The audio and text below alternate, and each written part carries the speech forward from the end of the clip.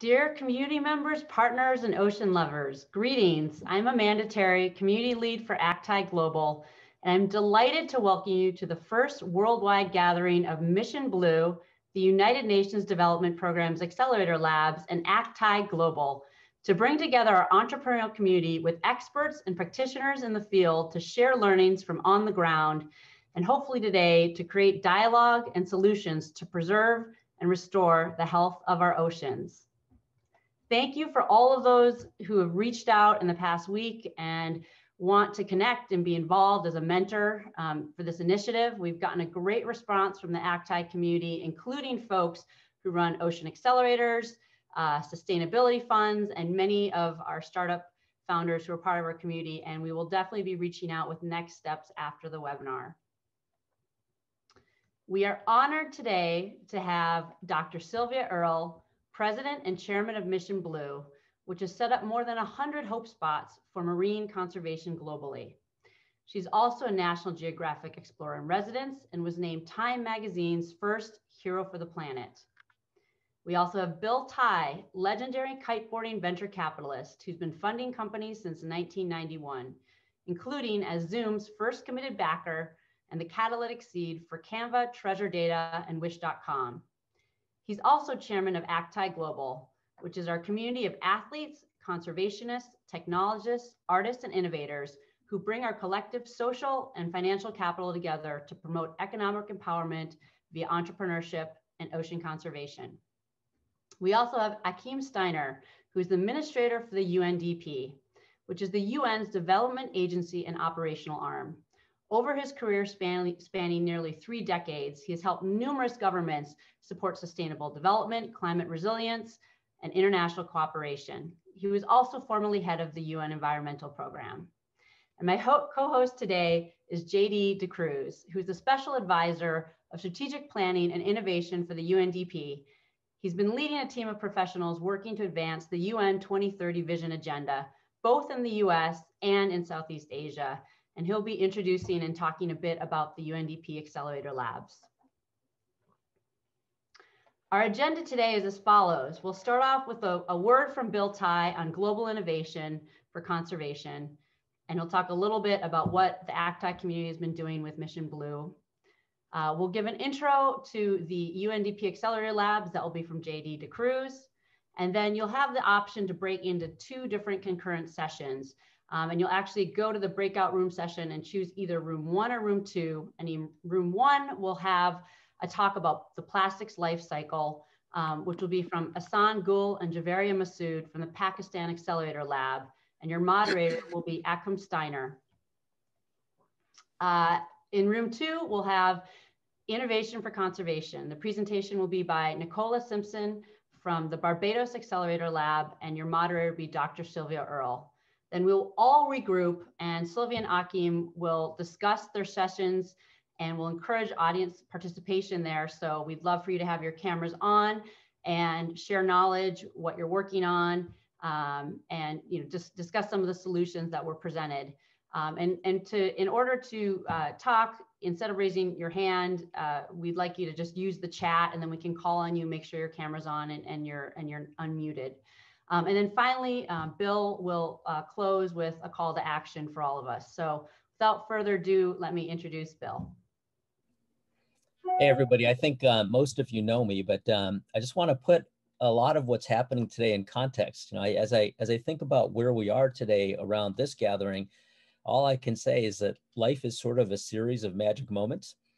And I think this community is what creates those magic moments for me and for you. I wouldn't be here without you guys. And as I think about what evolved over time, we started off, as everybody knows, as just this little merry band of windsurfers and kiteboarders that had a little tech background, but the soil of fertility that created in the interaction of people around their passions really just unlocked a lot of stuff.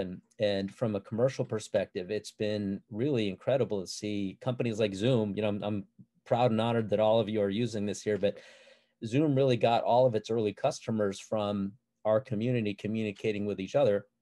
And you've, of course, seen the evolution of things like Canva. Elon Musk, who doesn't really kiteboard anymore, used to come to our things early on, and the folks from Solar City and Ring started on our trip. There's so many commercial things that have worked from people just getting together to work on things. And over time, we've evolved to this community, as Amanda described, of athletes, conservationists, technologists, artists, and innovators that can apply our collective energy to do what we do around economic empowerment of each other to do good things. And our collaboration, as everybody knows, with Mission Blue started quite a long time ago, as we started to team up with Sir Richard Branson to support ocean causes.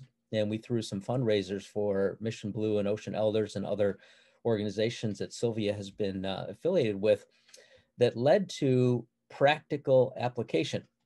And I think one of the things that is very clear is the DNA of our community is not just to write a check and go away. It's actually to get involved and do stuff. So this call for mentorship and involvement from everybody on this call is fantastic, because I think we're in a position now to take our energy and our methods of actually just doing things to apply them to something very special. 3 or 4 years ago, we started to work right at the point that Mission Blue was starting their Hope Spot campaign to do what we needed to do to get what you see on the screen in my background, the Abrolhos Islands, anointed as one of the first marine conservation areas in an active way. And back in that day, this is off of Perth, we had a community of interest developing Perth. We actually put together a blockchain project in that era through a development organization, Perth, called Lateral, to create a fabric to connect disjointed, disparate pieces of research to make them discoverable in the same way a search engine does. Things that had been done over decades, but thrown into a desk drawer, and those became basically exposed on this blockchain for transparency. And that kind of active engagement in an area to help, make something visible, empower through technology, some new stuff. We have a chance now to bring that forward with scale in conjunction with the United Nations and JD Cruz's operation, the Accelerator Labs. We now have an avenue to take Sylvia's power and the reach of the UN and the 114 countries they operate in, 90, footprint of 90 countries where they have some accelerator labs and entrepreneurs everywhere. I think we have a chance to find the next Melanie Perkins, who was a 19-year-old girl working on high school yearbooks in her mom's living room and now runs a multi-billion-dollar company. In this period where sustainability has, while it's always mattered, it's becoming very, very important and to the capital markets and at the forefront of investing.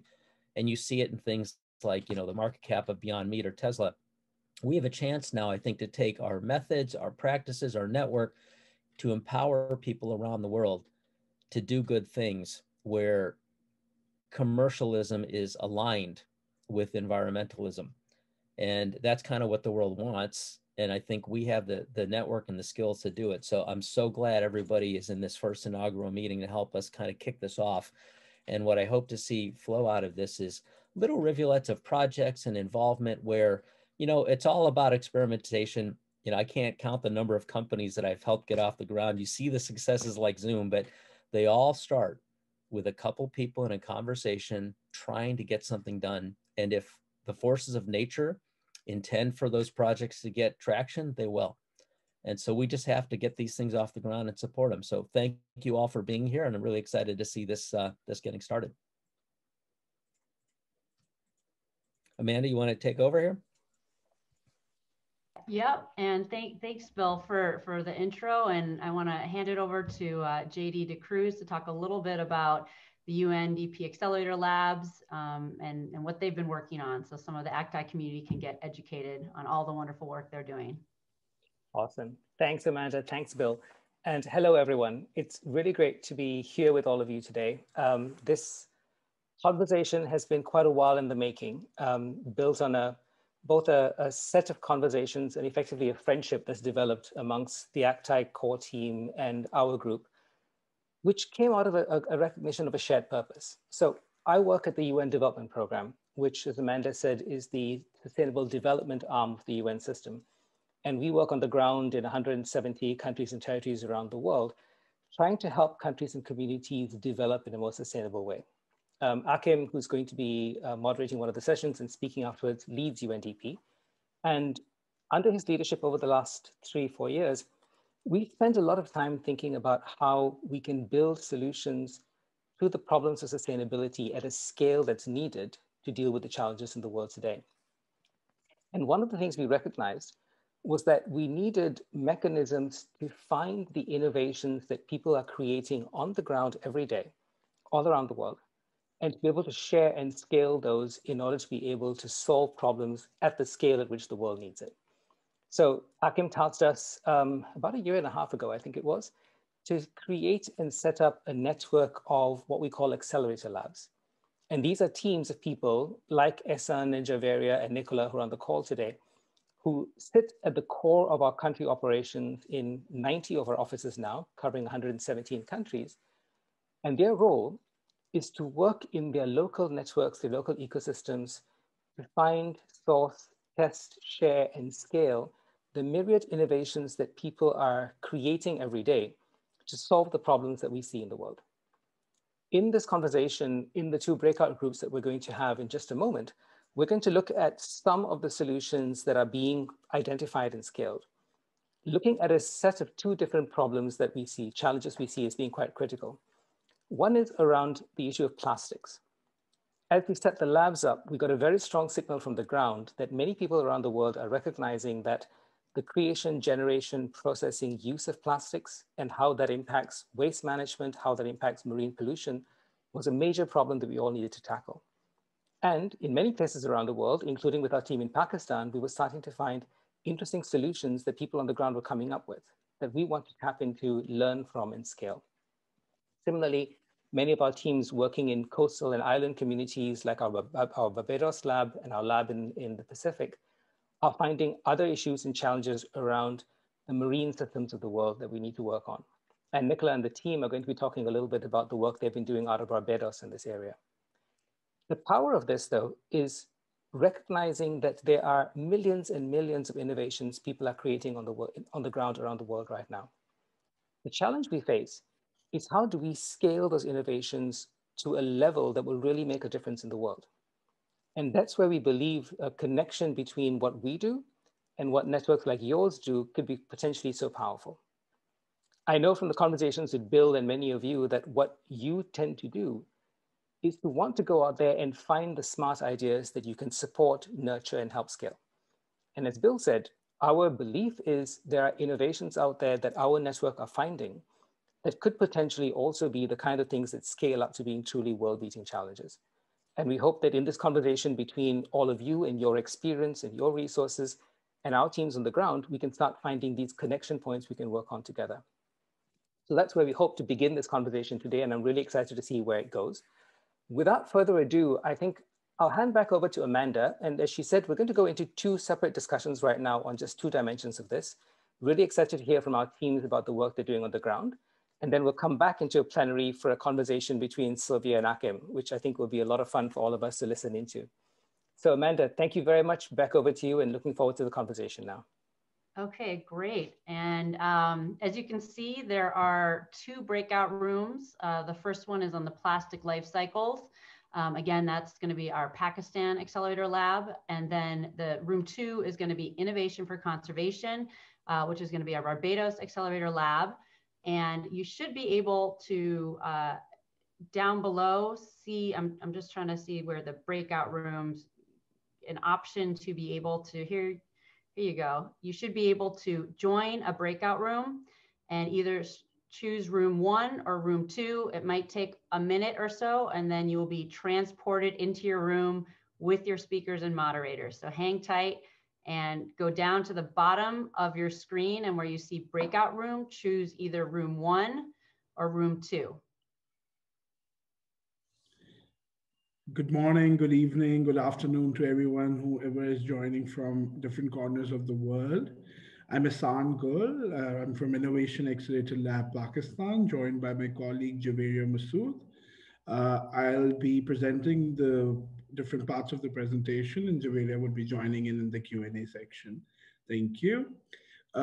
Building upon what Achim Steiner just mentioned right now, that the plastics pollution is a wicked problem around the globe, Pakistan's story is no different. So we went on to exploring the problem in Pakistan.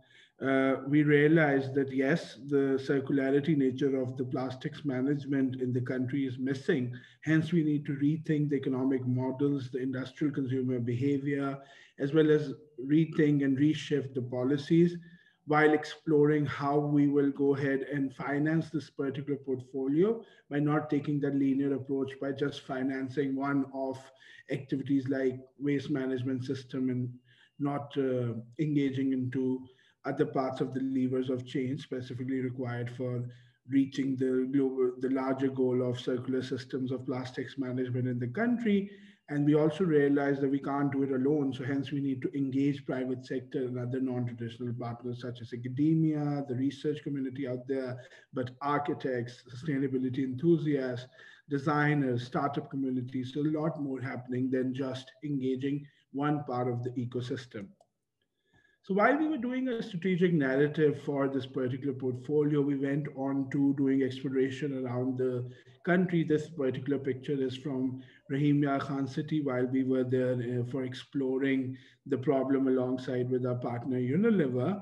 This picture depicts the major, let's say, the view what we usually see around in our streets. So there's one part of the street which is cleaner near the mosque, whereas one part of the street is untidy, showing mix of plastic waste from renewables to non-renewables. But if you see the carts above, they're clean. So often, whatever is not a nuisance to me or out of sight, out of mind is a concept which or a mental model which exists in the country.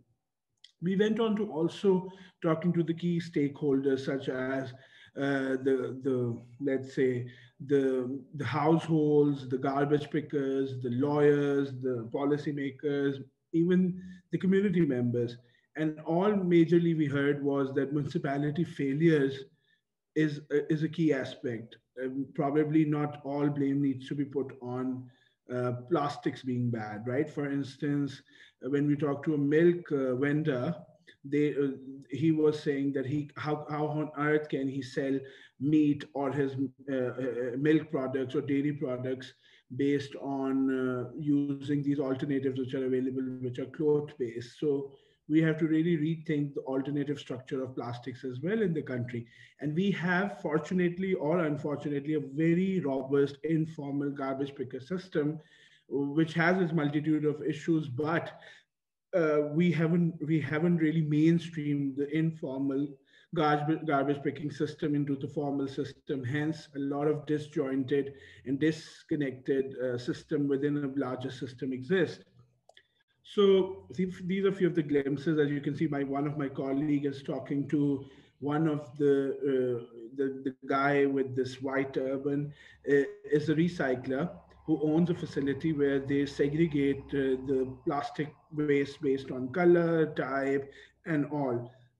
Not at all mainstreamed into the system, the municipality system, but having a larger business than many out there because there is a dollar sign attached to it because the recyclables are then picked up in the recycling industry at a good rate. Hence, there does exist a market for recyclables in the country.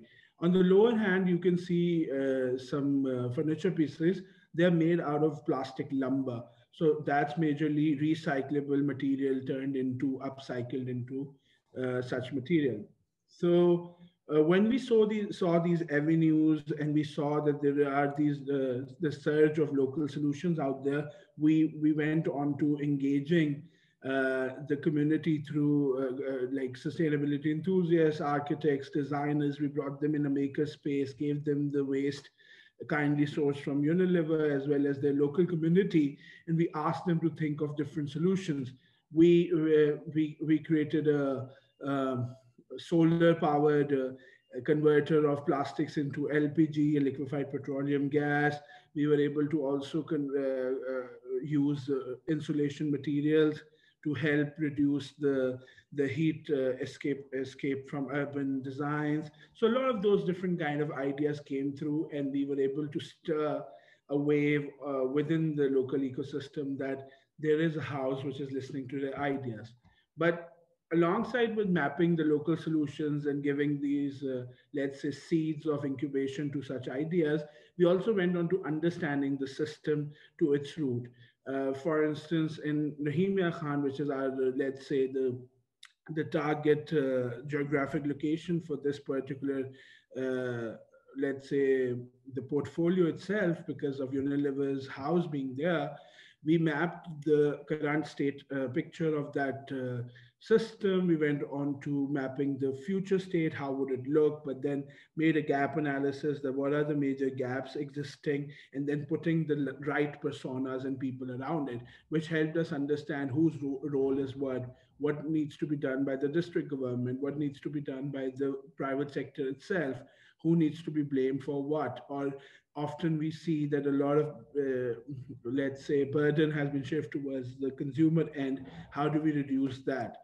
So this is another glimpse from Rahimia Khan, where near the households you can see a major dump area exists, which majorly entails the non-recyclable plastic.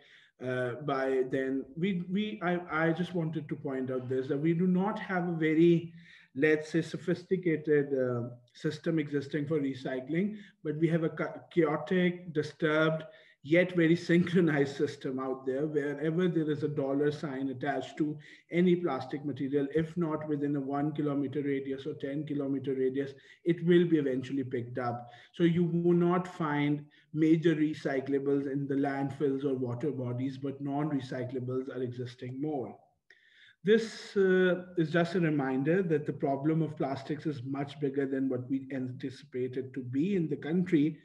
Pakistan houses the K2 mountains towards its north, and if we put that, we would put the plastics weights tonnage into data visualization, we are producing two of the world's second highest mountains each year, which accounts for 3.3 million tons a year of waste.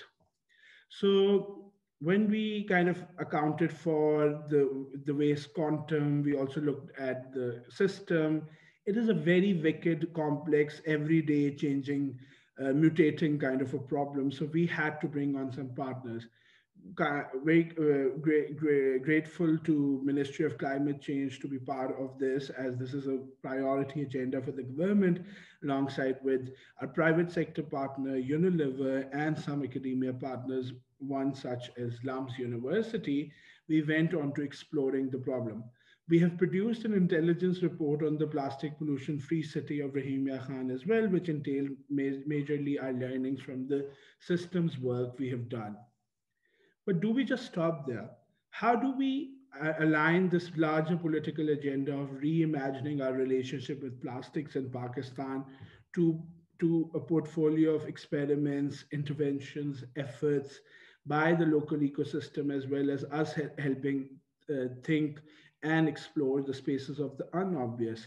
So we hence create a portfolio of interventions where we leverage different levers of change, or different cross-sectoral innovations are brought together, ranging from using AI to waste management to producing an economic solution to reshifting the policy.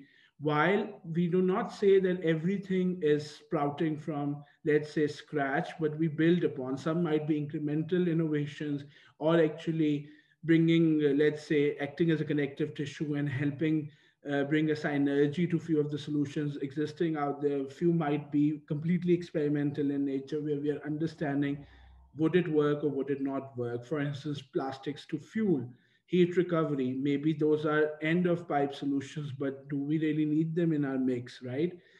At the source, we're thinking of sustainable packaging using agro waste. We're for managing the waste, both recyclables and non-recyclables, we're looking into creating an economic model, where sustainable, let's say, business models can be thought through, where recycling companies also pick onto the burden of managing the non-recyclables.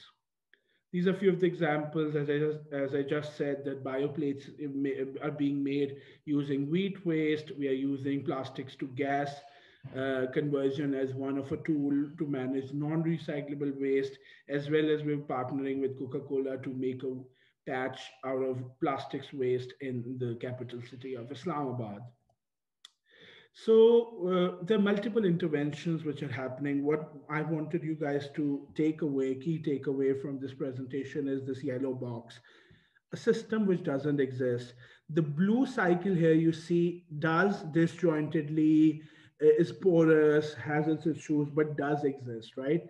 It needs some incremental interventions to make it better, cleaner, and more, let's say, less proliferation happening out of it. But the yellow box, which is managing the non-recyclables, doesn't exist. Hence, they end up in our landfills, water bodies, nuisance outside our houses, you know. So how do we control that? So that is where we are exploring this larger question of that, how do we make a business case out of non-recyclables plastics in Pakistan? We might miserably fail, but that's the beauty of experimentation and being part of the Accelerator Lab, is that we are exploring the unobvious, and we are working closely with Unilever on this, as their global commitment is that they want to pick more waste than what they generate. Let's say they produce one bottle, so they go ahead and pick two based or irrespective of where that was produced, or it's a Unilever product or not, as part of their larger social responsibility. So when we aligned our goals together and we came up with this 2 is equal to 4 model, where we, let's say if a company or a private sector firm or even the municipality organization is picking on two recyclable products, then actually it will be accompanied with 2 non-recyclable products as well, where we are trying to identify a systemic path for what would be the house for the non-recyclable products. Okay, even if they have to end up in a landfill, do we need to reconstruct it? Do we need to rethink the model of landfills in the country? What is it, heat recovery it's going to go towards? Is it LPG it's going to get converted into? So we have to think through the different avenues for the non-recyclable products as well. But you know, initially when I used to think as an experimenter about this portfolio, I would get a little nervous that how would I do all of this, you know? It's or how would we kind of reach out to everyone to do this? The answer here is in that key term, that one needs to act as this synergetic connective tissue. Everything will come into place if we kind of create this culture and a community where both resources are shared, but equally a house is also identified for scaling these solutions, right? Maybe it's the private sector, maybe it's the UN system itself, maybe it's the municipality itself, but the idea here is that how do we bring a community together which also identifies these non-linear strategies for scaling, right? Maybe a neighborhood comes together and adopts some model, right? So everything is all about putting that right energy in the community. And while the political agendas also align, the private sector also aligns, the UN also wants to help. So there is a lot of synergy out there, and especially with the ACTAI community, we do see that the mentorship which can be provided here, the resources which can be provided here, as well as the networks what we can leverage, is a big bonus for us if we are able to build upon it. More power to experimentation around the world, and we hope at the Accelerator Lab we can further empower experimentation and systems work throughout. Thank you so much.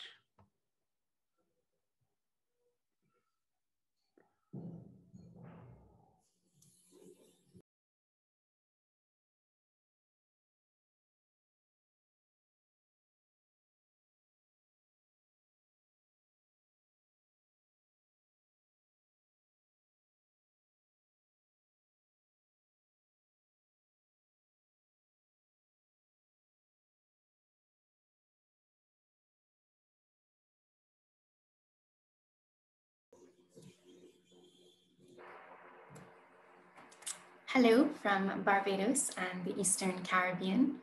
My name is Nicola Simpson, but I am also sometimes referred to as the whale, shark, or turtle girl for the conservation work that I have done to protect these species, or maybe even the mermaid, plastic, or sargassum woman for my efforts towards better understanding these areas, and more recently, oceanpreneur, as I co-create solutions to challenges within the blue space. I am proud to be innovating and thinking outside of the box with the United Nations Development Programme's Accelerator Lab in Barbados and the Eastern Caribbean. Within the Accelerator Lab network, we aim at co-creating solutions to some of the world's challenges, such as climate change, poverty, and inequality, with the goal that these solutions will have positive impacts on social, economic, and environmental fronts. Our hope is that our efforts will contribute towards achieving the 17 Sustainable Development Goals, SDGs, or the global goals. By extension, by acting now, that we will be creating a better future for everyone, especially the most vulnerable, as well as for our planet. One of the goals that I am most passionate about is Goal 14, Life Below Water. And this goal looks at how we can conserve and sustainably use oceans, seas, and marine resources for sustainable development. And this goal, like many others, is interconnected to all of the other goals. During this session, I will be chatting with, but also learning from you about some of the work that you are doing or potential applications of this work in innovation for conservation. As an explorer, I invite you to join me on a journey to deep dive throughout the Eastern Caribbean blue space. I would like to start here at the beginning of my journey with the ocean, a Mission Blue Hope spot in St. Vincent and the Grenadines, and also the first place where at 6 years old, my eyes lit up and my heart started to dance when I saw a mixed pod of hundreds of wild dolphins and whales while on a family sailing vacation. This, as one of my first memories of the sea calling me, combined with being born and raised in Barbados, as well as my 84-year young grandparents still scuba diving, have led me to a life that has always been deeply linked to respecting and protecting the very ocean that supports and protects us.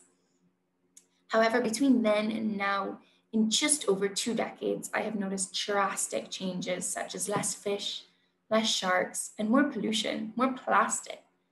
However, there is hope and opportunity.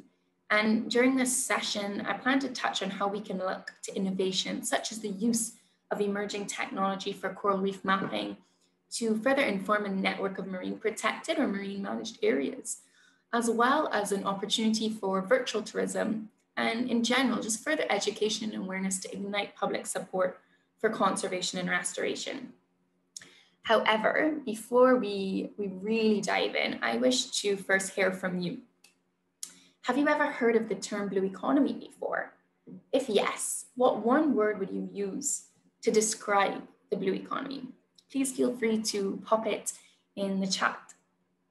Okay, great. Seeing some words pop up. Blue is the ocean. It is indeed. It is opportunity, innovation, future, livelihoods.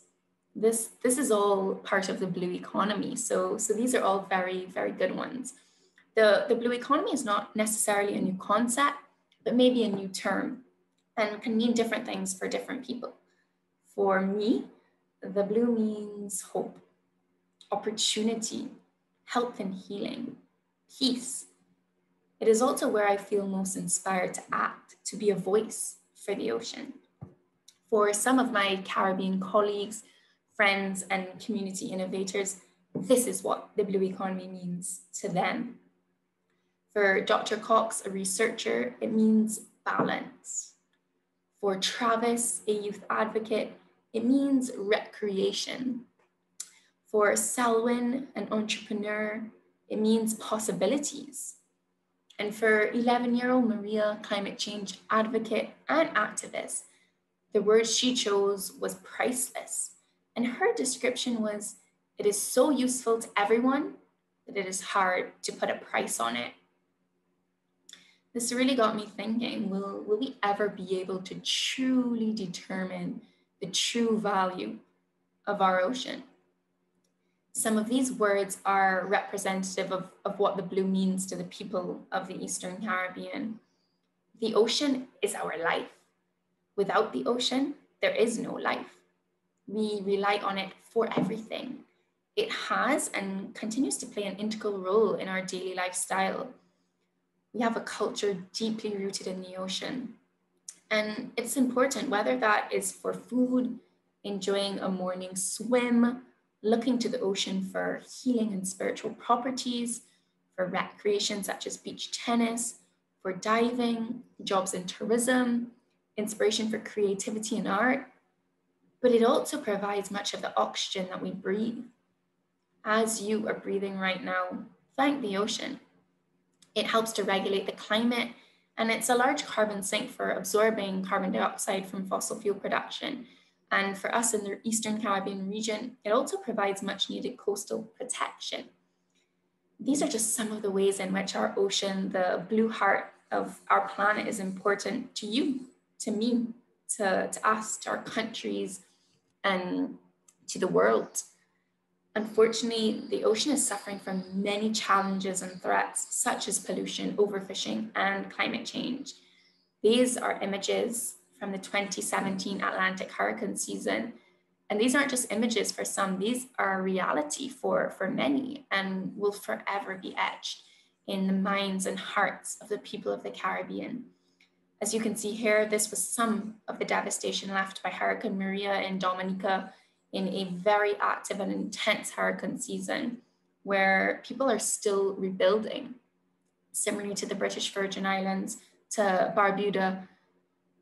So this is one of the issues that we're seeing within our blue space. However, the blue economy, our ocean, is also providing hope and an opportunity to rebuild both bluer and greener and build forward better.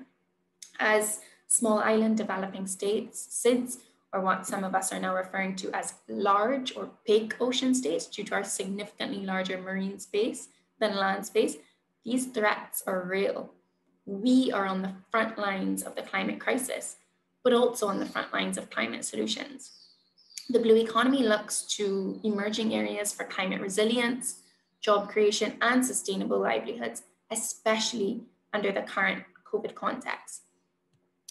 As such, regional leaders in the Caribbean are looking to the blue economy as a pathway to achieve sustainable development with social, environmental, and economic gain. It's also an opportunity to come together as a region to reestablish our voice and our presence on the international stage and fight for climate action. At the UNDP Barbados and Eastern Caribbean Accelerator Lab, due to this regional interest and commitment to the blue economy at a policy level, our lab focuses on a few key sectors within the blue economy, such as renewable energy, waste management, fisheries, and responsible and sustainable tourism. Guided by doing things differently, from scaling community grassroots innovation to policy, and thinking outside of the box to enhance private sector engagement for greater speed and scale, we have been immersing ourselves in communities and testing a portfolio of interconnected mini experiments to co-create solutions to challenges that are creating behavioral change and leading to mindset shift. So I'm really looking forward to hearing from you all throughout this presentation, as I know that some of you are working on similar areas and that collaborative solutions and applications rooted in innovation will be key to conservation and restoration efforts, both at the national, regional, and global level.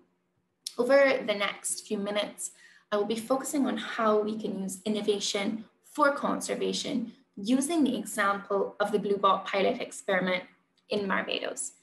This experiment uses emerging technologies such as artificial intelligence and deep machine learning to monitor and map Caribbean coral reefs. Led by one of our collaborating innovators and private sector partners, Antonio is using semi-autonomous underwater robots to collect real-time data to better monitor ocean health and impacts of climate change. This robot shown, named Sarah by Antonio's daughter, is collecting data such as type of fish and reef species, temperature, as well as depth, which is then classified by machine learning algorithms.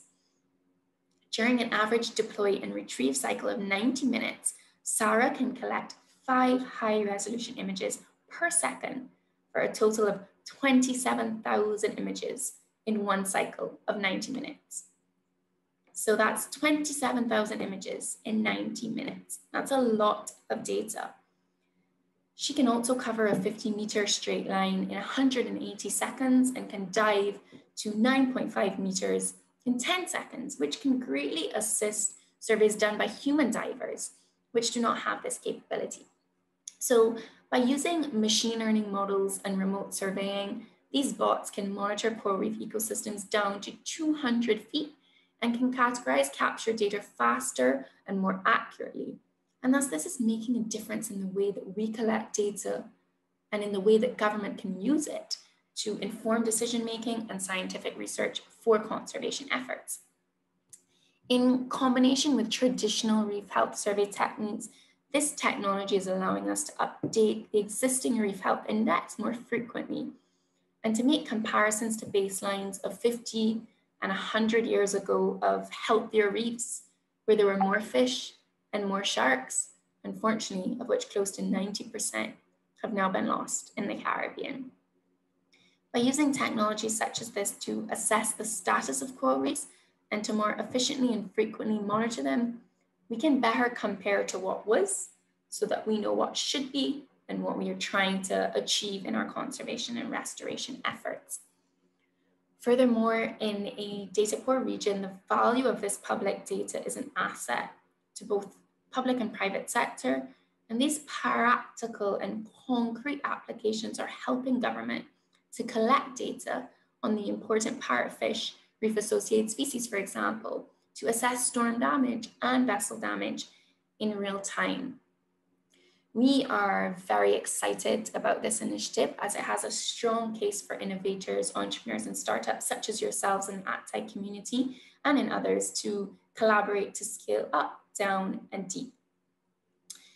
How can we apply some of the technology and emerging areas that some of you may be working on and look at applications such as Internet of Things, IoT, and blockchain to positively impact the environment, which impacts the economy? A healthy ocean equals a healthy people, which equals a healthy economy. So if we can continue to do research and exploration, whether using underwater robots or using submersibles, which Dr. Earle has done a lot of work in, we can better compare the health of the reef and the ocean to what was. So as I said before, we know what it should be and where we're working towards. With regards to this Blue Bot pilot experiment being run in Barbados, as next steps, Antonio, our innovator, is working towards monetizing sharing this view.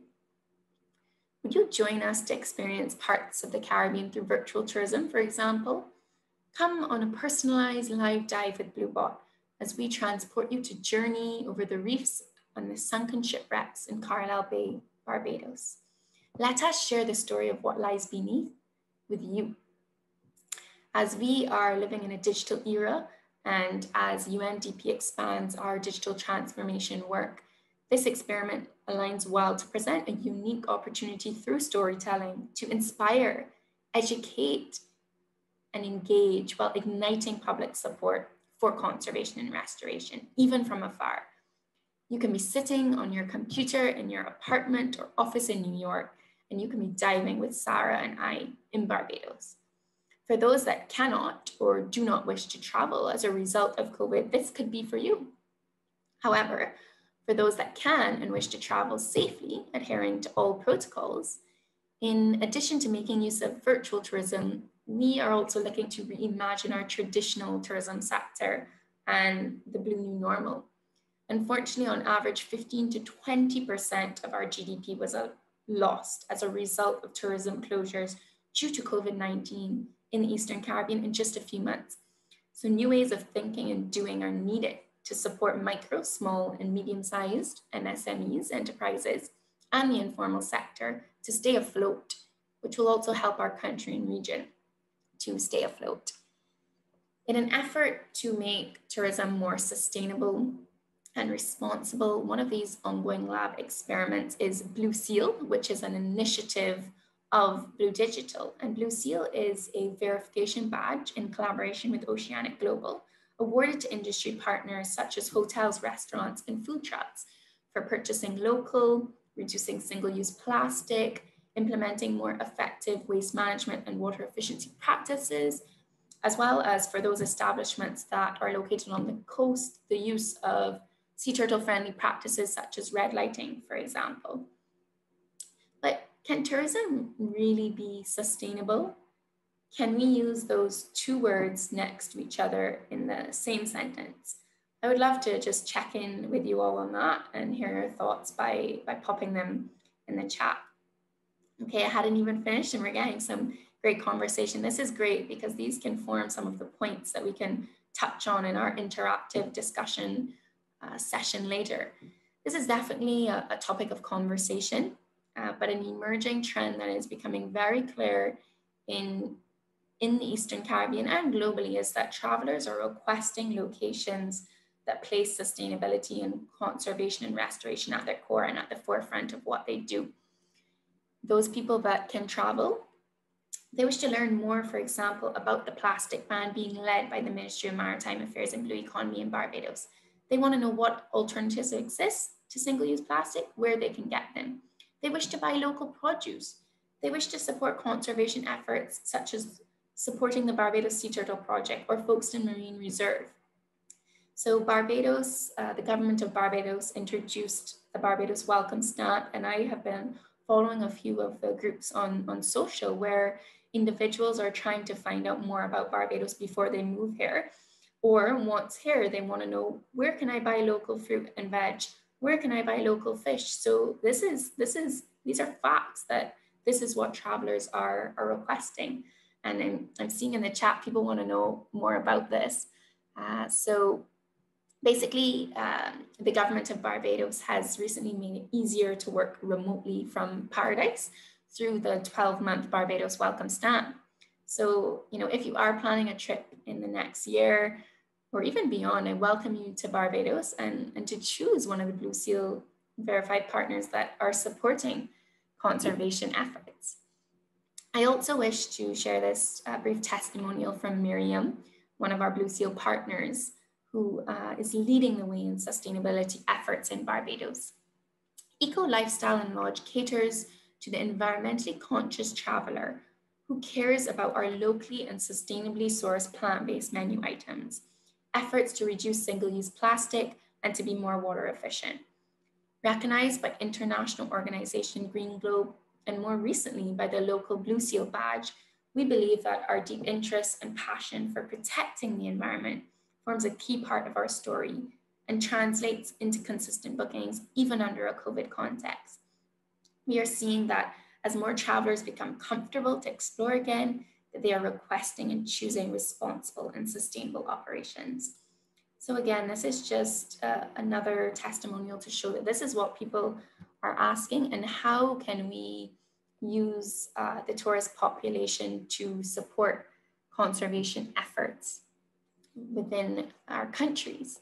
I will pop the Barbados Welcome Stamp link in the chat because there is a lot of interest there, as well as some conversation about let's have an event in Barbados sometime. So I think that sounds like a good idea. And before I start to wrap up, I would like to hear from you again by sharing your thoughts in the chat. As an entrepreneurial minded community, what emerging and innovative areas in the blue economy, either that we've touched on today or that you are working on, have applications on and have the greatest potential for scaling and investment? So I'll just repeat that question one more time. As an entrepreneurial minded community, what emerging and innovative areas in the blue economy have the greatest potential for scaling and investment? Okay, so many people do think Internet of Things, blockchain, that's definitely coming up a lot. So looking forward to touching on that in our session soon, in our interactive session soon, as well as on some of the other things that are coming up in the chat on tourism, whether it can be responsible and sustainable, on extractive value of the ocean, etc. So as I conclude, I would like to go back to one of my Caribbean colleagues that I shared her word earlier, Dr. Cox, and her word for the blue economy was balance. And I think that this is important as we must look at both or all sides of the equation. We need to look at what the ocean gives us, but also how we are using the ocean and what we are taking out of it and what that costs. And can we change our thinking surrounding this? Can innovations such as the use of emerging technology support the protection of our ocean, which can then have more economic benefits than extracting resources from the ocean? I know that this is something that is close to Dr. Earle's heart, so I'm hoping that we will elaborate on it more. We are in what we call the UN Decade of Action and the Decade of Ocean Science for Sustainable Development. Around the world, we're also trying to protect 30% of our marine space by 2030. So really there is no better time than right now to act. And to join me as we co-create solutions and innovation for conservation. Let's make this a story of hope and opportunity, turning inspiration into action as we all play our roles in protecting the blue planet, our life support system that protects us. Thank you. I hope that this presentation made you think a bit. There has been a lot of discussion in the chat, and I'm really looking forward to interacting with all of you and for you all to elaborate on some of these points that you have been sharing on how we can co-create solutions and innovation for conservation. I would first like to hand it over to Dr. Earle to really get this conversation going, and I would like to hear her thoughts on what I touched on at the very end, balance, and how we must look at all sides of the equation, look at what the ocean gives us, but also what we take from it. So Dr. Earle, what are your views on this and on supporting the protection of our ocean, which can have more economic benefits than extracting resources from the ocean? Thank you.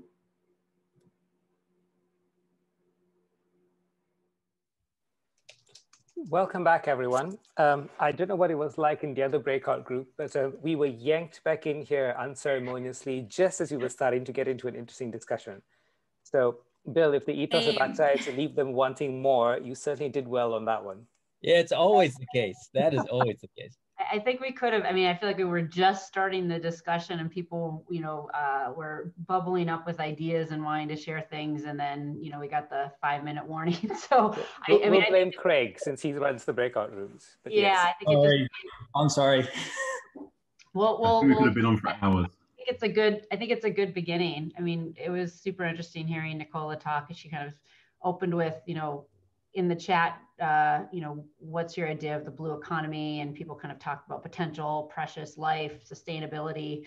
She was talking about some of the blue bots that they're using in Barbados to monitor coral reefs. And we were starting to get an interesting discussion about, what are you doing with the data that's being collected? And, are there even ways to monitor or monetize some of the virtual tourism that could be happening through kind of semi-autonomous underwater robots and IoT, blockchain as well. So we were talking about a lot of interesting stuff. And also, I think we have a new term instead of work from home, potentially work from Barbados. WFB with their new, welcome to Barbados package for people to work remotely. So, well, Amanda, let me tell you, while you guys were having fun swimming in the ocean, we were getting down and dirty, talking about the life cycle of plastics and single-use plastics in Pakistan. So, we were doing the really hard work here. And it was really interesting to hear the depth to which the team has started to understand, the nuances in what is a very big problem. Javeria and Ehsan were talking about the fact that the amount of plastic generated in Pakistan every year equals to twice the height and mass of K2, the second largest mountain in the world. And within that, there's a huge issue around single-use plastics, particularly, which aren't being brought back into the recycling cycle. And so we already got, I think, in that conversation, a few really great tips from people in the group around, companies that are working on solutions to this, connections that can be made. And I'm sure that Javeria and Ehsan will be following up with a number of people there to see how we can start connecting the challenges they're facing in a country like Pakistan, which is also a huge market, with the kind of opportunities that people are seeing in the innovation and startup ecosystem that many of you are part of. But anyway, deep breath. We move on to what I think is going to be at least as interesting, if not more interesting, which is the conversation between Achim and Sylvia. So Amanda, maybe let me allow you to invite the two of them back in here, and we'll hand over to them for the next part of the session. Yeah, great. I think we have everyone back in to one session, and we've got Dr. Sylvia Earle and Achim Steiner, and I know they've been longtime friends and colleagues, and I'm going to kick it off to them to continue the discussion and dialogue on what were some of their revelations in their rooms, and with that, kick it off to Sylvia and Achim. So, oh, there you are. there you are, right. I'm not sure if they're going to remove the poster. Yes, they are going to remove the poster. So Sylvia, great to be with you. In my notes, it says I'm supposed to start asking you some hard questions. Is that also the choreography that you have? No, I'm supposed to ask you some easy questions. Oh, right. Well, that's very nice, because they've given me a hard one. But just to say to everybody who's on the call, whenever I'm in a room, virtual or otherwise, with Sylvia, it's usually an extraordinary moment and experience. And in part because what you bring to any discussion about the oceans, about the state of our planet, is this extraordinary knowledge that has defined your life career, and yet that ability to translate that knowledge into something that is deeply ethical. And so my first question is actually one that I think I've been served a curveball by our choreographers, but I'm going to ask it to you because Sylvia and I, we've sat in World Economic Forum sessions, in workshops, in ocean meetings. And, in the last few years, we've often talked about the transition towards a greener economy, essentially sustainability driving how our economy functions. And alongside that, inspired partly by the ocean states of the world, the small island states, came this term blue economy. And I know that you are the last one who wants to essentially be an extractive consumer of ocean resources, but you have also been an extraordinary realist. How do we, in this moment in the 21st century, when really the human footprint on our planet, on the oceans, is so destructive, how do we turn what in the plastics discussion was one of the conclusions? You have to get to the economic foundations of what drives our behavior, our consumption. Does that idea of a blue economy as a perspective into the future resonate with you? Where do you see its potential, and where do you see its risks, perhaps? Over to you. That's not a hard question. It's like somebody set you up to ask me this, right? Well, the basic reality is, I think, the way I started a talk at the World Bank in Washington some years ago, the image that I have behind me, I put it up on the screen and I said, there it is, the World Bank. We have to respect that basically that's everything that we care about. It's our past, our present, certainly our future. And we haven't been accounting for the earth, the ocean, in the way that if you're thinking like the ocean, thinking like nature, you'd say, what are you thinking?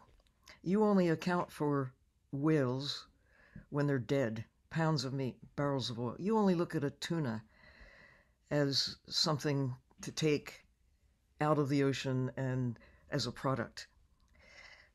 And you don't account for it. Fish and whales, at least historically, have had a zero accounting base when they're alive. They only have a dollar sign on them when they're dead. Look, this isn't right. A tree is historically been mostly valued as board feet of lumber. or something in the way of agriculture. Get rid of the trees so we can plant something useful. Or we can turn the trees into wood chips and, burn them, whatever. We have to think differently about how we account for nature. I mean, a lot of people have been saying this for a very long time, but we have yet to actually do it. Maybe this pause, this year of this reflective time, this forced time of quiet, and understanding that we're all in this together and that we're all vulnerable to the laws of nature. What a concept. We can carve up the world however we like politically, but the fact is it's one planet and nature rules. And we're beginning to see since we first became acquainted, I think we've learned more about the nature of the world and how everything we care about connects back to the air we breathe, the water we drink, the microbes that rule the world, really. Things that we not only did not know until right about now, but could not know. And the reason for hope that the kids coming along right now are the beneficiaries of what has been learned. That's how civilization progresses over time. You learn something, you pass it along. And never before have we had the capacity through new technology to share the view, to learn something on one side of the world and instantly communicate it to the rest of the world and weave it into this knowledge base. So it's not a matter of lack of knowing anymore. I mean, there is a lot more that we have to explore and integrate into our knowing. But we know that the world is in trouble. We have the evidence of climate change, the evidence of the plastics in the ocean. And here's the other thing, that lights are going on everywhere as we're beginning to integrate this common new level of understanding about our vulnerability. And the idea that the blue economy means not what we can extract from the ocean. After all, the most important thing we're taking from the ocean is our existence, period. We've been exaggerating our dependence on the ocean as a source of food. It's not food security, really. It's economic value that people take fish and sell them. Well, you can take an elephant, cut off its tusks, and sell them. You kill the elephant to get the value, kill the fish to sell the fish. That's how most of the fish and other things that we take from the ocean are being used, not for sustenance, but for money, and I mean, it's just a fact. Can we rethink that, and how can we use the ocean in ways that we derive the economic benefits without killing it? Could I just jump in here for a moment just to lead the conversation on? So is economy, by definition, extractive, destructive, and therefore unsustainable? Or if you look at climate and the oceans, and what you just described, our existence on this planet, our hydrological system, how water, goes from the oceans into clouds over land, onto the land, makes crops grow. Is there a way that you think an economy of the 21st century can emerge? I mean, what would make people not only realize what they are already learning day in, day out, probably for the last 30 to 50 years, that certain behaviors destroy nature and therefore kill those ecosystem services, however you want to call it, life. Is there an economy in this moment of climate change being such a dramatic reminder of this that you think could take us down a different path? I'm an optimist and a realist, and I listen to some of my heroes like Ed Wilson, who's the Ant-Man at Harvard, but he's a lot more than that, a big thinker. David Attenborough, who's been exposed to so much. He doesn't consider himself a scientist, but he observes carefully and reports honestly what he sees, and that's what a scientist does. Anybody can do it, and everybody should do it. Observe carefully, report honestly. Observing carefully where we are and thinking about the potential. Yes, we have the power of choice. We can choose a living ocean. We can choose a future that we want, not just the future that our current habits are taking us into a decline of the natural systems. But we know, follow the water, yes, but follow the carbon, Achim. Follow the money, but follow the carbon. And where does that take you? It means that the carbon cycle is a living cycle, and that protect the trees, you protect yourself. Protect the fish, you're protecting yourself. Protect the coral reefs, you're protecting your interests. The carbon cycle is basically rock solid, underpinning the climate cycle. So we know how to do this. We know how to measure and track change. And when we protect the ocean, when we protect the forest, when we protect nature, we're protecting our economy. And it's just a matter of honest accounting and looking at the benefits when we do what is there to be done. I mean, we see recovery in places where you really do have fully protected areas in the ocean. The fish can recover, and the carbon therefore can recover. So could I just offer you one last question, then I surrender to yours, which builds on what you were just saying. Is this moment in which we find ourselves in now with COVID-19, there's a lot of metaphors and sentences that are thrown around about going back to the old normal, or building back better, building forward better.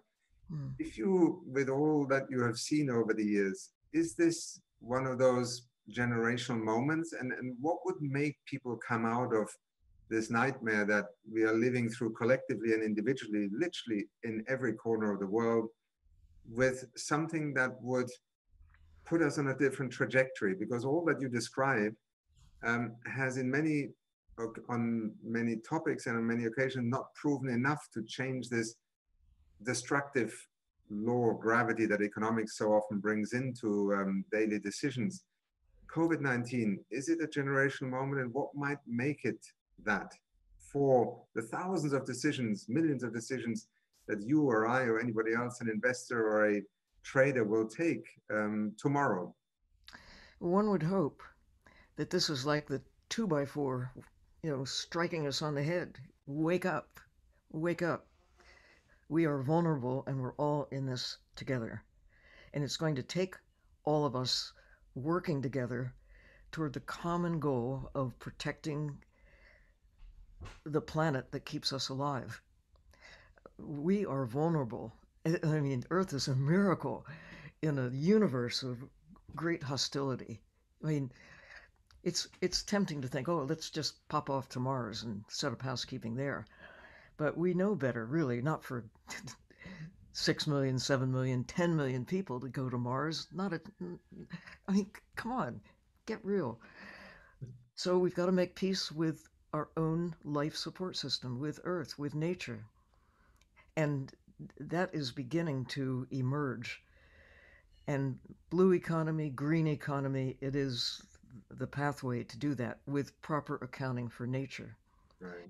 And it's there to be done. I mean, we heard in my little breakout session, Nicola talking about having virtual live tourism. Now that we can't go to the places that we love personally, can we do it virtually? This conversation could not have happened 10 years ago. We couldn't see one another like this and have this virtual meeting with the richness that we can convey. We had a telephone call, but not like this.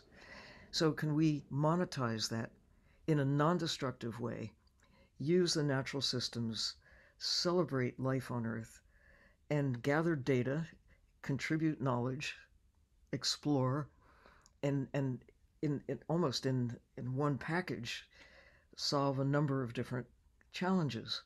And that's just one idea. But we've got this fertile brain trust. What else can we do that doesn't destroy, but rather enhances the value of our life support system, of nature, whether it's in treetops or in the depths of the deep sea, in little submersibles that people can share the experience, the way we can share the experience of astronauts. But maybe there's a way on Earth to do this in a much more widespread way so that people get it, that they can see in ways that when we were kids, that anybody, we couldn't go there. But now we can at least go there virtually, and if all goes well, someday actually go to these places again, and places that heretofore we've not been able to go to at all, with remotely operated systems that go deep, submersibles that can take us deep. I want to go in a submarine with you, Achim. I want to go down. This has been the dream of my life, yes. So let's see, one day we might actually make it. Let's make it happen. I mean, come on. We've got Yes, time. and as somebody says to Barbados, yeah. Yeah. That's, Sylvia, we only have a few minutes left, and I don't want to, escape from being perhaps put on the spot by you. So over to you, and thank you for as always, inspiring and deeply reflective responses. what is your vision for the future? Do you think we can emerge? Let's say, the next 10 years is what climate scientists give us, but let's think about 2050 or even 2030. What is your hope? And realistically, do you think we can get from where we are to that world that we want? I think we can. I think to me, the fundamental ability of human beings to understand is not in question. I also think that despite some of what we see happening and playing out in the streets today, we are community creatures. We are people who have deep solidarity. I saw it here in New York, when the system was imploding, 20, 30,000 people from across the US came and followed the call to volunteer into the epicenter of this pandemic. In my streets, in my neighborhood, it was the neighborhood who essentially rose to the challenge in the most extreme moments. So my greatest fear is that we're losing the race against time, because there are so many things that are, orthodoxies in the way we think of economics and of development, in the way we've been taught to solve problems. And I think that is the greatest challenge. How can we accelerate our not only latent understanding, but then the ability to act differently? And I think COVID is, in a sense, an exceptional window of opportunity, but it's not a given. I mean, people can just go back to what they were doing before. Right. And yet, I would say in November 2020, I am actually confident that we will get closer, for example, to the Paris Agreement targets of emission reductions than we were 12 months ago. Because in this extraordinary moment, people suddenly have shed their shackles, by necessity. But, out of this comes also a sense, actually, if we're able to do it now, why don't we do this in the way we move forward? Right. And that's where I see the extraordinary opportunity, working in a development organization. I obviously am focused on those who don't yet call themselves the, developed economies or the industrialized economies. That's where much of what happens in the next 20, 30 years will actually be defined. And take a continent like Africa, soon there will be 2 billion people. You said 2050, 2 billion African citizens. Most of the rest of the world still thinks of Africa as marginal and at best semi-relevant to what happens to the rest of the world. Just the next 30 years, it's what happens on that continent that will define our common future. And that's why I think, yes, we can make these extraordinary shifts happen. I think we have 2 experiences just in the last few months: the climate green recovery narrative, and the second is the advent of digitalization. And even in these 10 months, I would argue, the realm of possibility that was 5 years away has been fast forwarded into today, in the way we have seen cash transfer programs set up, with vaccines now coming out, cool chains into the last village. India announcing connecting 450,000 villages to its fiber optic network in the next 1,000 days. Inclusion, dealing with inequality in that digital universe of possibility. These are transformational possibilities. And in that sense, I think we are capable of it, but there's nothing given about it. That's right. No guarantees. It really is up to those who have whatever power they've got to use it in a way that will get us to that better place. Nobody can do it alone. And it's only when we respond to our better angels, if you will, the things that we, to aspire to a better future. And it doesn't come from degrading the natural world. We have to get over that thinking that has led us to our current level of prosperity. There are only so many trees and so many fish, so much water, so much land, whatever it is. We've got to make peace and really restore much of what's been lost. That is our asset base. It's our life base. And we are expendable as far as nature is concerned, but nature is not expendable as far as we're concerned. We need the natural systems to keep us going. There is a strangely dangerous twist to this story, and some of you, and you certainly have often heard about this, that in the geological view of the history of the world, we are sort of in this moment where people are now debating that we are moving from the Holocene, so to speak, to the Anthropocene. And I find that a very intriguing narrative, because what it's basically saying, we have embarked, or we have entered the age in where humans are actually shaping the planet, whether it's the atmosphere, the biosphere. No and it is in some ways a dystopian narrative, because it is one of largely destruction, but it is also an extraordinary liberating one if you think that we have the choice and the option to choose different pathways.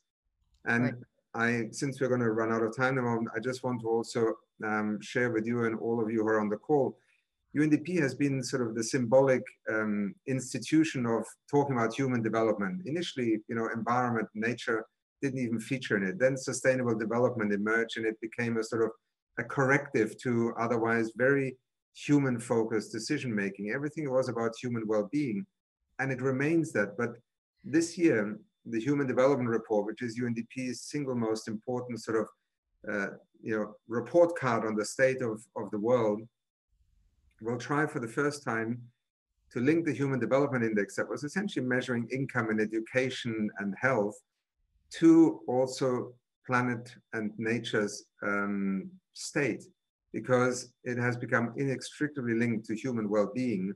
And to those who are interested in that, on the 15th of December, we will launch a report, The Next Frontier, Human Development and the Anthropocene, which is essentially that next chapter, I think, of what you have described, Sylvia. And with that, I hand back to you for a last inspiring thought, and then I think we have to surrender to Amanda and JD, who are looking at us with very stern looks. Well, just one thing, and another reason for hope, that the climate discussions are going blue, that the ocean that really drives climate, shapes the nature of the world, keeps us alive as well as the fish, that it's being now properly, or beginning to be properly accounted for. So during this time when we have lost more of the natural systems that keep us alive, we have also learned more. We do know what to do. Now the challenge is, let's do it. Let's unshackle the world. Thank you so much, Sylvia, and thank you also, Bill and Amanda and JD, for giving us a chance to have today's encounter.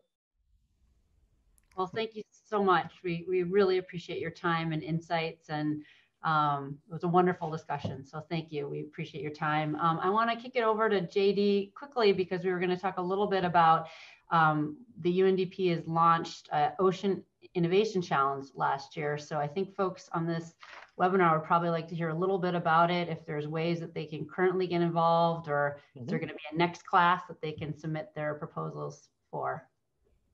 Thanks, Amanda. And just to say, we have a lot of stuff going on in UNDP, and it's always difficult to cover all of it in one call. But as you mentioned, one thing that I know we got a number of questions on is our team who work on oceans, a number of whom are in this call right now, launched an innovation challenge at the beginning of this year to find truly innovative, scalable solutions for how we can, sustain our ocean and coastal ecosystems, to restore them, but also ensure livelihoods for the people who depend on them.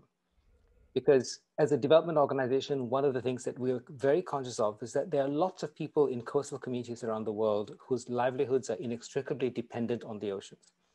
And a big part of our challenge is making sure that they can also have sustainable pathways to earn a living without degrading the planet in which we live.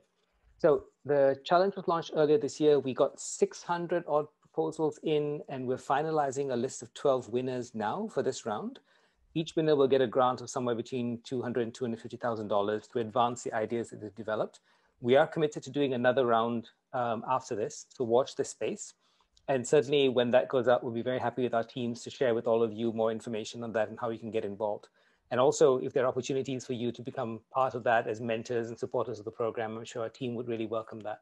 So happy to share more information with you on that. And also there's a vast amount of other work we're doing on conservation and sustainability that I hope we can work together on in the years to come.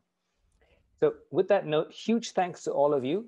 Barry, a shout out also to your son, I think, who's watching us over there. Great to see you on screen as well. And Amanda, maybe back to you and then maybe over to Bill for a final word before we wrap up.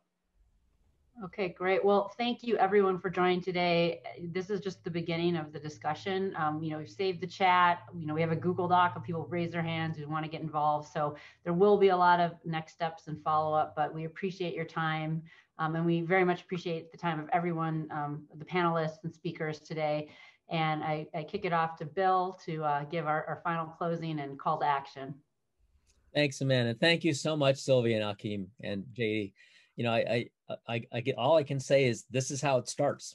Like every project I've been involved with has a starting point that looks a little bit like this. And actually this one has more critical mass than almost every project that I've ever started. And Sylvia touched on Zoom as an example. It is really remarkable in this time that I don't know how many countries or people in how many countries we have on this call, but it's a lot. And this was not possible 10 years ago with this fluidity. And I can still remember, the first couple of Zoom calls after, Eric Yuan and I had a conversation about, well, maybe you should try to build something on the cloud. And that's actually been the fabric to create a lot of companies and movements. And I can see a lot of things coming out of here that we couldn't have done before, as JD was talking about his contest. With that many applicants, there is going to be a Melanie Perkins somewhere in that group. And all we have to do is figure out who that 1 or 2 or 3 people are and empower them with the resources of the network that we have on this call. And so, JD, I'm sure that there's going to be some follow-ups, but absolutely. Yeah, so I think what we have to do is basically take the energy on this call, organize it a little bit, just make sure that there's some exposure of the things that happen when they need to happen. And I don't know exactly how that's going to take form, but I'll leave it to Amanda to help put all that together. But it's actually pretty straightforward. It's kind of, just regular touch points, people knowing what they can be involved in and how. I think we should create like a little mentor program where people have an official, it's not really a title, but you can call yourself a UNDP Accelerator mentor and in various categories, or tie to Mission Blue, and let's get some of this started. Very, very, very easy to do. And I think we probably have a lot of momentum for Barbados. As I look at the chat, there's a lot of people basically saying, Barbados, Barbados, we're coming to Barbados. When are we coming to Barbados? So we might as well use that, Nicola, as an in-person gathering. Maybe when we do that function, we invite a couple of the leading companies from that UNDP function to come and just talk live about what they're doing.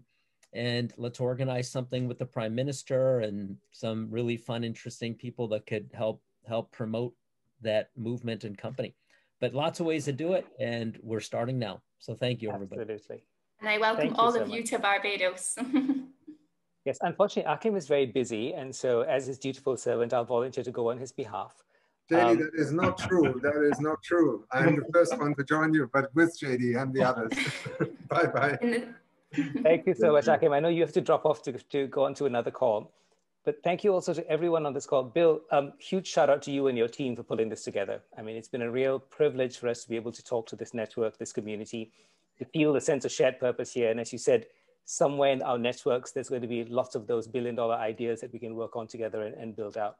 So we'll work with Amanda and the team to send more information out to ACTAI. Keep in touch on what we're doing at UNDP. There's a million things going on here. There's an amazing group of people in our network doing really good work, some of whom you've had the chance to meet today. And we really look forward to seeing how we can continue to work with all of you on this.